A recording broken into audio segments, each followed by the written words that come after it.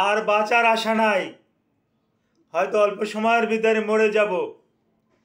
শরীরে প্রচুর ঘাম হচ্ছে, পালপিটেশন বেড়ে গেছে, ট্যাকাইকার্ডিয়ার মতন লক্ষণ প্রকাশ পাচ্ছে, হৃদস্পন্দন বেড়ে যাচ্ছে, সমস্ত শরীর অবশ হয়ে যাচ্ছে, মাথা ঝিমঝিম করছে, বুক ধড়ফড় করছে, হাড়ে ব্যথা করতেছে, বুকে ব্যথা করতেছে। এমতো অবস্থায় অনেকেরই ধারণা যে আমার হার্ট অ্যাটাক হয়েছে, আমি আর বেশি সময় বাঁচব না, মারা যাব। এই রকমের ধারণাটা কি আমরা চিকিৎসকরা চিকিৎসা বিজ্ঞানের ভাষায় এটাকে বলি প্যানিক ডিসঅর্ডার, প্যানিক অ্যাটাক।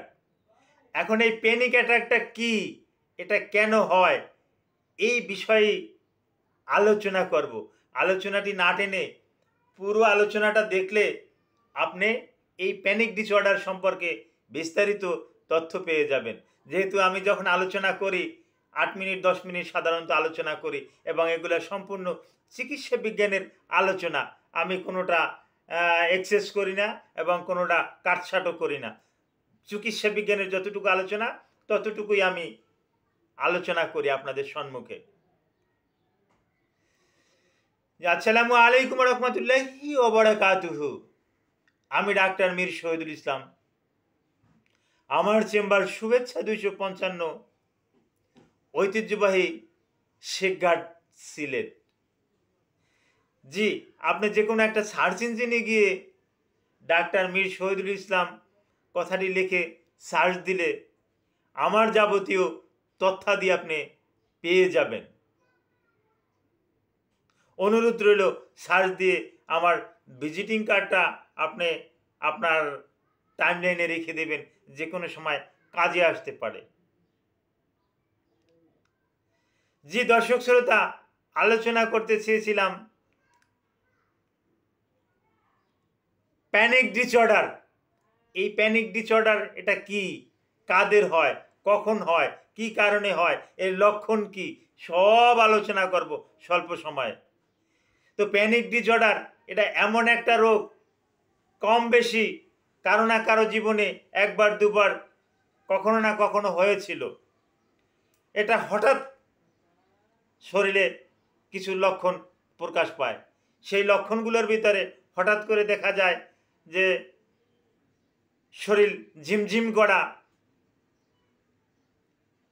মাথা হালকা হয়ে যাওয়া, বুক ধড়ফড় করা, হৃদস্পন্দন বেড়ে যাওয়া, শ্বাসকষ্ট হওয়া, শরীরের হাত পা কাঁপা, এই রকমের সিচুয়েশন থাকলে তখন এটাকে আমরা প্যানিক ডিসঅর্ডার বলে থাকি। আর তখন আমরা আর একটা ভুল করে থাকি, আমরা ওই এ ডাক্তারের কাছে যাই, ও ডাক্তারের কাছে যাই, ডক্টর ওই ইকোকার্ডিওগ্রাম দেয়, তারপর আসে ইসিজি দেয়, বিভিন্ন রকমের পরীক্ষা নিরীক্ষা দেয়। দেখা যাচ্ছে পরীক্ষা নিরীক্ষায় রেজাল্ট কিন্তু নর্মাল আসে, তো ডাক্তার বলে যে আপনার কোনো সমস্যাই নাই, কিন্তু আসলে তো তার সমস্যা আছে। তার সমস্যাটার নামই তো প্যানিক ডিসঅর্ডার। এই প্যানিক ডিসঅর্ডারের চিকিৎসাটা কি, যে হ্যাঁ এর একটা ভালো চিকিৎসা আছে। তো চিকিৎসা যাওয়ার আগে লক্ষণের আরও কিছু কিছু বড় ধরনের লক্ষণগুলো বলে নেই। এই লক্ষণগুলোর ভিতরে মুখ শুকিয়ে যাওয়া, কথাবার্তা বলতে মুখে জড়তা, জিহ্বা ভিজে শুকিয়ে যাওয়া, হ্যাঁ, আর বিশেষ করে ব্লাডে অক্সিজেনের লেভেলের মাত্রাটা বেড়ে যাওয়া, কার্বন ডাইঅক্সাইডের মাত্রাটা কিন্তু কমে যাওয়া, যার পরিপ্রেক্ষিতে প্রচণ্ড মাথা ব্যথা। যাদের ঘুম টুম না হয়, কম ঘুম হয়, তাদের কিন্তু এরকমের সমস্যা হয়।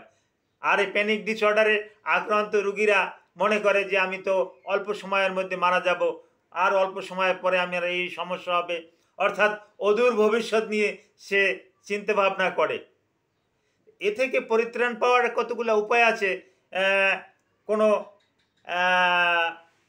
প্যানিক ডিসঅর্ডার রুগীরা যদি বড় ধরনের কোনো পরিকল্পনা করে, ওই পরিকল্পনা থেকে তাকে দূরে সরে আসতে হবে। তাকে ছোট ছোট পরিকল্পনা করতে হবে এবং হাসি খুশি থাকতে হবে। হ্যাঁ, সবার সাথে তাল মিলিয়ে থাকতে হবে।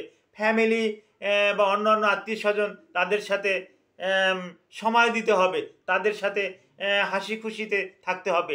ওই একটা কথায় আছে না, man can not live alone, he need a companion. হ্যাঁ, মানুষ একা একই বাস করতে পারে না, নিশ্চয়ই তার সঙ্গী সাথীর দরকার আছে। এই সঙ্গী সাথী নিয়ে যারা বসবাস করে তাদের কিন্তু এই প্যানিক ডিসঅর্ডার, প্যানিক অ্যাটাক এই রোগটা কিন্তু কম হয়ে থাকে। কিন্তু যারা একাকিত্ব জীবনযাপন করে, একাকী বসবাস করে, হ্যাঁ, তাদের কিন্তু এই প্যানিক ডিসঅর্ডারটা কিন্তু বেশি বেশি আমরা চিকিৎসকরা কিন্তু দেখতে পাই। আর এরা ওই হতাশাগ্রস্ত, এরা বিভিন্ন রকমের হতাশাগ্রস্ত। আর এর প্রাথমিক কিছু টোটকা আমি দিচ্ছি। এরকমের কারো হলে তাকে খোলা আবহাওয়ায়, বিশুদ্ধ আবহাওয়ায় বসতে দিতে হবে। তার মনোযোগটা ঘুরিয়ে নিতে হবে, একদিক থেকে আরেক দিকে তার অ্যাটেনশন নিতে হবে। তাকে ভালো একটা বাতাসে রাখতে হবে, যেন জানালা টানাল দিয়ে বাতাস আসে। হ্যাঁ, তার সাথে কিছু কথা বলতে হবে। হ্যাঁ, এবং তার নিজেকে বলতে হবে, তোমার পায়ে ওটা কি, তোমার হাতে এটা কি, তোমার মাথার চুল এরকমের কোকড়া কেন, তোমার মাথার চুলটা তো আসলেই মাশাআল্লাহ সিল্কি। এরকম করে তাকে একটু হাসাতে হবে।